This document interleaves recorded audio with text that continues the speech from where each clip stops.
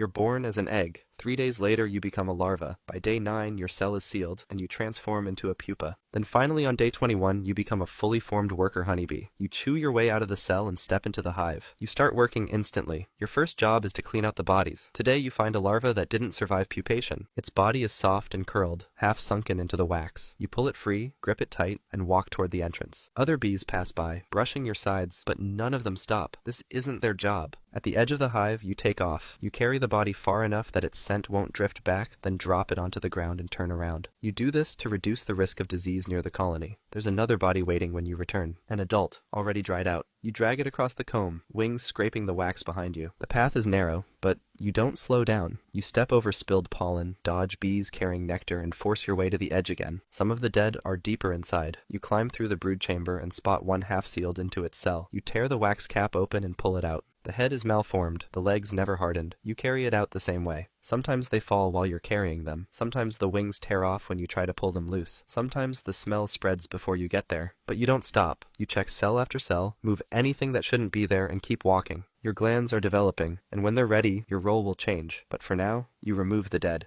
Skip forward to day 4, and your role changes. You become a nurse. You move from cell to cell, checking each larva. Most are only a few days old, their bodies curled and pulsing inside the wax. You lower your head and feed them one by one, pressing your glands to their mouths and releasing a soft paste made of pollen, nectar, and enzymes. Then you move to the next, and the next. Some of the larvae are different. Their cells are larger, built in an unusual shape. You climb down and feed them too, but the food is not the same. You give them royal jelly, a thick, white substance laced with compounds your body doesn't question. These are the ones the colony has chosen to raise as queens. You feed them more often than the others, and you never stop to wonder why. At the edge of the brood chamber, the drones are waiting. Their mouths hang open because they don't forage or build. They just sit and wait for you to bring food. You stop beside one, release the same mixture into his mouth, and walk on. You don't interact. You just maintain him until the hive no longer needs him. Then around day 7, your attention shifts. The queen passes nearby, and your body reacts before your mind does. You join the ring of bees that surrounds her, cleaning her body, feeding her, and brushing your legs along her sides. Her pheromone sticks to you. You carry it through the hive, passing it from bee to bee without knowing who started it or where it ends. She doesn't speak, and she doesn't stop. She just walks laying eggs in any cell that's empty. You follow her for a while, then return to the larva, then to the drones, and then to her again. On day 12, you go from being a nurse to handling what the others bring back. Foragers return coated in pollen, and you meet them at the entrance. They scrape it from their legs into waiting cells, and you take over from there.